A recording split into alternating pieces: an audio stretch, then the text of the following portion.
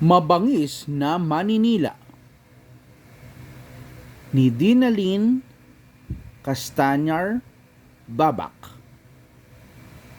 Isang hapon, sa loob ng bakuran ng bahay ni Mang Ponso, naghahanda ng lumabas mula sa kanilang kulungan ang malilikot na sisiw.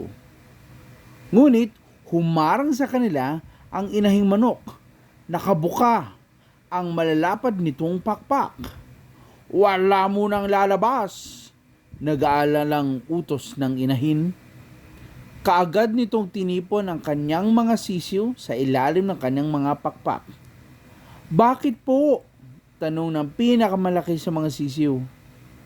Paikot-ikot ang banoy, kaya labis na mapanganib na magpagala-gala sa labas.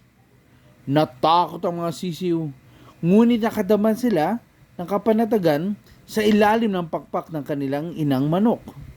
Ina, ano po ang banoy? Pag-usisa ng sisiw na basa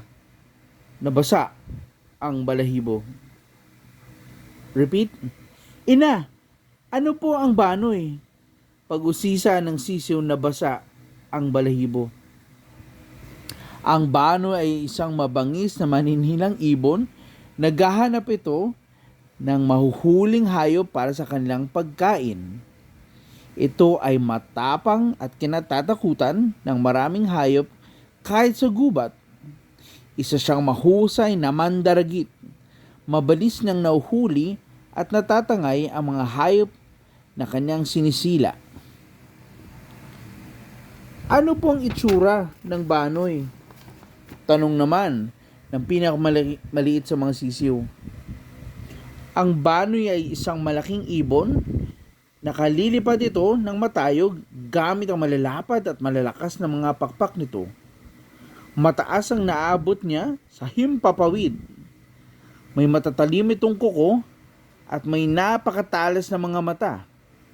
Kahit sa malayo ay malinaw na nakikita ang mga hayop na nais niyang masila.